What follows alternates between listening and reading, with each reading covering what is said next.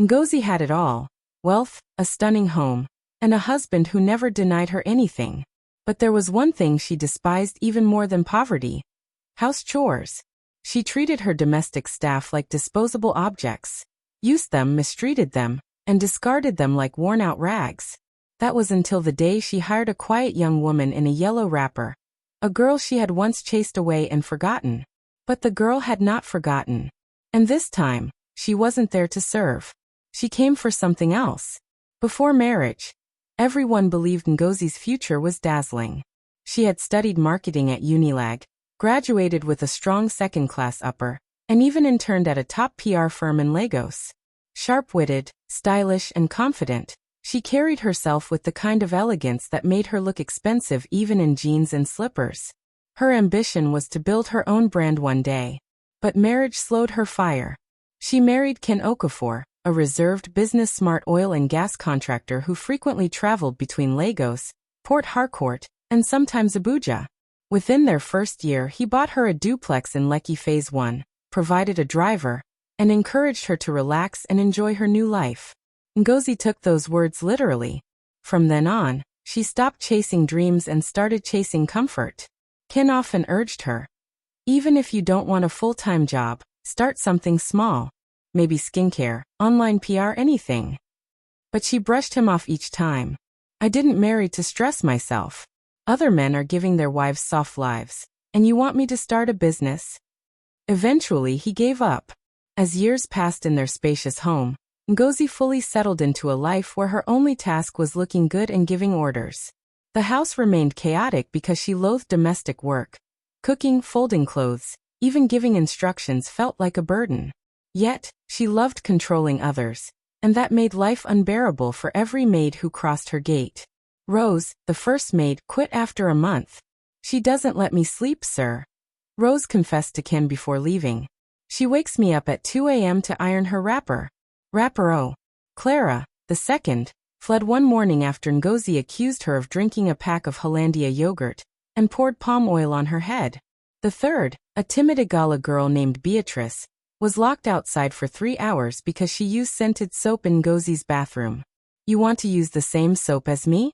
Are you mad? Ngozi had screamed. Whenever Ken was around, he pleaded, take it easy on these girls.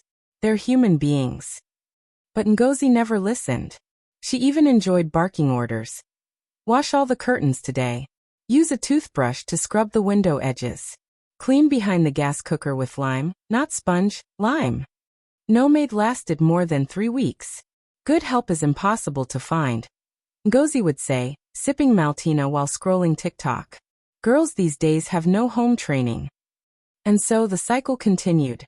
1 week of peace, 2 weeks of shouting, 1 day of throwing someone out, and another frantic search. Until one Thursday afternoon, she stumbled on a message in a women's WhatsApp group. * reliable maid available. Very quiet. 25,000 Nigerian Nairas monthly. Contact below. *. Ngozi clicked the number. No profile picture, no last seen, just the name Amora House Help. She hesitated. Something about it seemed odd. Still, 25,000 Nigerian Nairas was cheap. And she was exhausted from yelling. She dialed.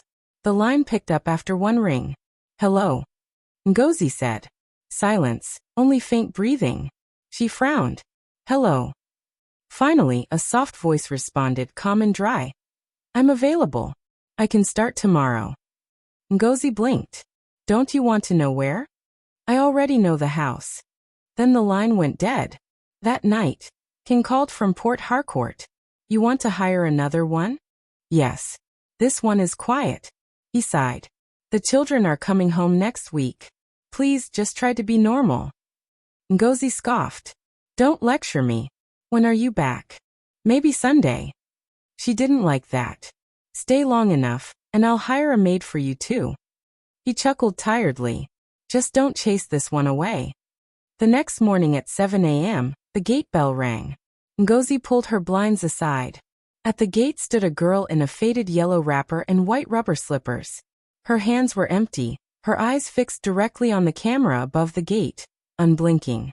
Ngozi narrowed her eyes and pressed the intercom. The girl looked up and smiled. Still she didn't move.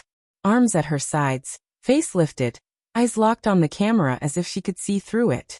No bag, no phone, just dusty white soles on her feet. Is this one mad? Ngozi muttered, arms folded. The girl walked into the compound with no hesitation, as though she had lived there before. Her gaze swept slowly over the balcony, the windows, and finally the front door. From the top of the stairs, hair in rollers beneath a silk scarf, Ngozi asked flatly, "You're the maid?" "Yes, ma." Her voice was soft, detached. "What's your name?" "Amora." Her skin was unnaturally pale, not bleached, but like someone untouched by sunlight. Her face narrow, lips dry, eyes unsettlingly calm. "You came with nothing," Ngozi observed. "I don't need much." Ngozi clicked her tongue. "I hope you're not here to play big girl. I don't like maids glued to their phones or asking stupid questions." "I don't have a phone." Ngozi raised a brow. "No phone?" "No, ma." She nodded slowly. "Good. You'll start now." Without waiting, Amora walked straight to the kitchen, picked up a mop, and began to clean. No instructions, no fuss, no noise. By noon, the entire house gleamed. Ngozi had barely heard 10 words from her. No humming, no dragging feet, no attitude. The living room sparkled, the chandelier was dusted, stair railings polished, even the generator cage scrubbed, unprompted. Ngozi, impressed yet unsettled, sipped Maltina and scrolled through her phone, stealing glances at Amora's silent movements. "Come," she finally ordered. Amora stepped forward, hands clasped. "You've done this work before." Ngozi studied her face. "Yes, ma." "Where?" "Many places." "Why did you leave your last madam?" Amora paused, then answered softly, "She died." The room went still. Ngozi blinked. "Died?" "Yes, ma. She fell down the stairs." "That doesn't bother me. As long as you do your job and don't steal, we won't have an issue." Amora gave a single nod, and went back to scrubbing along the corridor's edge. That evening, Kin called. Mosi set the phone on speaker while lying in bed, rubbing cream into her arms. "How's the new girl?" he asked lightly. "She's unusual," Mosi replied. "But she gets things done." "Unusual how?" "She doesn't talk. No phone, no questions. She just works, like some kind of ghost." Ken chuckled. "You always complain when they chatter too much. Now you've got silence, and you're still not happy." "I'm just saying, her energy feels off," Mosi muttered. "Well, don't scare her away before I return," Ken warned. She scoffed. "Me? Chase people off? I treat them well." He didn't answer. "Ken," she pressed. A sigh. "I didn't say anything. Good night." She hissed under her breath and ended the call. At exactly 2:11 a.m., Mosi woke to a faint sound, a low humming. It wasn't her phone. Not the TV either. It was human. A soft, eerie tune floating through the house like a mist. She sat upright. The room was dark. Grabbing her phone, she switched on the flashlight. The sound came from the corridor. Slowly she rose, tiptoed to the door, and cracked it open. Amora stood in the hallway, facing the mirror, still dressed in her yellow wrapper. She was humming, to her own reflection. Mosi's heart skipped. Amora wasn't scrubbing floors or praying. She was speaking, but not with her mouth. Her reflection moved on its own, smiling, nodding back. Mosi shut the door silently and lay back down, heart pounding. She didn't sleep again that night. By morning, she walked into the living room like someone stepping across broken glass. She hadn't slept. Each time she closed her eyes, she saw it, Amora at the mirror, whispering to something unseen. Or maybe whispering to herself. But that smile in the reflection, it wasn't Amora's. It felt older, borrowed. Mosi sat stiffly on the couch in her satin robe, face bare, eyes heavy. She kept her gaze fixed on the hallway mirror. It looked harmless now. Too spotless, too calm. Like nothing had ever happened. Amora walked in carrying a tray of tea. No greeting. No glance. "Who told you to make me tea?" Mosi snapped. Amora set it down gently on the table. "You always take it at 10 a.m. Mosi stiffened. "I do." Amora nodded once. Her eyes narrowed. "Did Ken tell you that?" "No, ma. You told me yesterday." But she hadn't.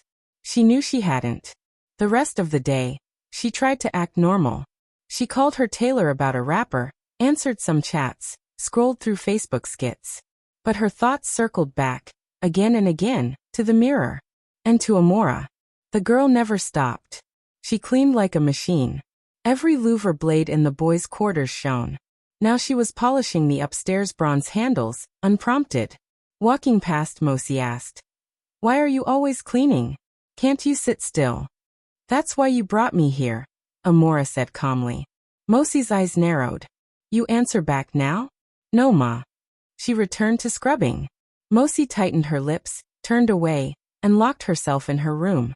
Something was wrong. Something had shifted since this girl came into her house. She grabbed her phone and dialed Ken. No answer. Again. Still nothing. She hissed and opened WhatsApp, but Ken's profile picture was gone. His status gone. Even his last scene had vanished. Blocked.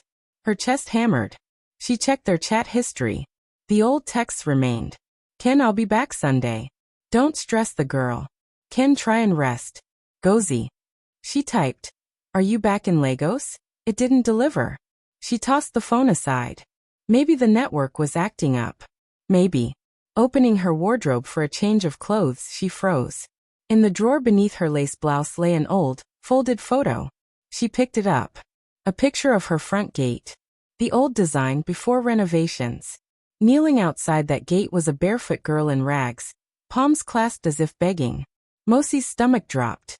The memory surfaced. A hungry girl at her gate. She had screamed at her to leave.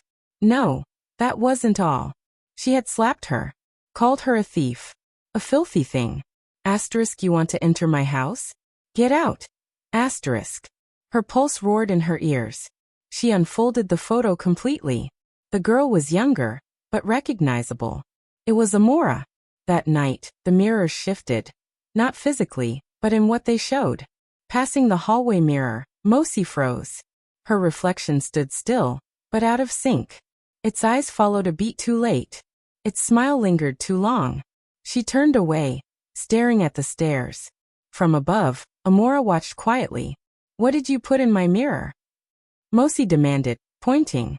Amora tilted her head. "I didn't put anything, Ma. It's always been there." "Don't talk in riddles." Amora descended slowly. "Would you like me to take them away?" Mosi hesitated. Could she? Amora leaned close, her voice curling like smoke. "But if I remove them, where will you hide from yourself?" Mosi slapped her hard. The sound cracked through the hall. Amora didn't flinch. She only smiled faintly, then walked away as though nothing had happened. At midnight, Mosi crept to the guest room mirror with a hammer. She stood before it, chest heaving. Her reflection blinked slowly. Out of rhythm. It whispered. Mosi screamed and smashed the glass. The mirror cracked but didn't shatter. Instead it shrieked. Not wood. Not glass. Something else entirely. A scream echoed from the hallway. Amora's voice drifted in, thin and ghost-like, carried on the air. "You shouldn't have done that." The light flickered out. That night, Goy couldn't close her eyes. She locked herself inside the master bedroom, switched on every bulb, clutched her Bible against her chest, and stayed awake until dawn. But daylight brought no comfort. The house no longer felt like hers. It was colder, emptier, unnaturally spotless. She cracked the bedroom door open and stepped into the corridor, half expecting to find Amora sweeping, humming like always. But the hallway was deserted. No sound, no movement. She rushed to the kitchen. Nothing. The living room, silent, stripped of life. "Amora," she called. Only silence answered. For a brief second, hope stirred in her chest. Maybe Amora had gone. Maybe that slap had driven her away. Maybe the nightmare had ended. She grabbed her phone, dialed Ken again. Still switched off. She checked the mirrors, still cracked but none shattered. The largest one in the guest room still bore its long vertical scar. Yet something was different. Her reflection no longer matched. It was dimmer, sluggish. And when she turned away, she could feel it still watching her. Heart racing, Goy stumbled back. "This isn't normal. This isn't normal." She wrapped her cloth tightly, bolted outside. The gate stood wide open. For the first time in days, the sun touched her skin. The compound looked ordinary, yet carried an uncanny weight. She hurried to her neighbor Madame Jenny's house. Jenny, who usually greeted her with sharp smiles and longer stares, opened the door, blinking as though she had seen a ghost. "Gozy," Jenny whispered, puzzled. "You're still here?" Ngoy frowned. "What kind of question is that?" Jenny leaned closer, voice lowered. "But they said your family left that house long ago." "Who said?" "Your landlord. Even the estate guards. The last time anyone saw Ken was, what? Last year." Goy's lips trembled. "But we've been living there all this time." Jenny's face shifted to genuine alarm. "Goy, are you all right?" Goy froze, then spun and ran. She burst back through the gate and stopped cold. The house wasn't the same. The compound was darker, walls streaked faint with mold. Her potted plants had shriveled. Curtains drawn tight. A heavy, suffocating quiet blanketed everything. She pushed the front door open. Inside, the lights were off. The TV sat unplugged. No tea tray, no folded laundry, no scent of polish or air freshener. Just stillness. Step by step, she moved through the hallway. Amora? Nothing. She climbed the stairs, each step heavier. The master bedroom door gaped open. Inside, the mirror was spotless, her reflection smiling back at her. Her gaze shifted to the bed. Ken lay there, eyes closed. She rushed to him, shaking his shoulders. Ken, wake up." He didn't move. She touched his wrists cold. "No, no, no, no, no." Her cries broke into sobs as she collapsed beside him. Then she noticed it, burned deep into the wooden bed frame. "You opened the gate." Her breath caught. She staggered into the hall and fell to her knees, everything around her blurring. Crawling toward the mirror, she lifted her gaze and froze. Amora stood inside. The maid pressed her palm against the glass. Goy lifted her hand to meet it. The surface was icy smooth. Amora whispered, "You sent me away. You brought me back. Now this house belongs to me." Goy screamed and slammed her fist into the mirror. It didn't shatter, but her reflection did. Blood streamed from the mirrored version of herself, though her real hand was untouched. She stumbled back. All the mirrors in the house glowed faintly, reflections of her staring back, each face smiling. She bolted for the front door. It wouldn't budge. She yanked, kicked, screamed, locked from within. She darted to the back exit, sealed shut. Windows jammed. The generator dead. Her phone gone. The house had become her prison. And in the center of the living room stood Amora, silent, smiling, clutching Goy's apron. That night, the house fell completely quiet. No neighbor heard a scream. No guard noticed anything unusual. The gate stayed closed. The lights never flickered again. A compound once alive with the noise of servants and shouting grew eerily calm. Mosi was never seen again. 3 months later, a new family arrived. A banker named Mr. Daniel, his wife Rita, and their daughter Tenny. The agent had offered the mansion for a suspiciously low price, fully serviced. "Just a bit of repainting," he said. Previous occupants traveled. They moved in cheerful, bringing new curtains, new furniture, and fresh scents of lavender and baby powder. The walls gleamed with new paint.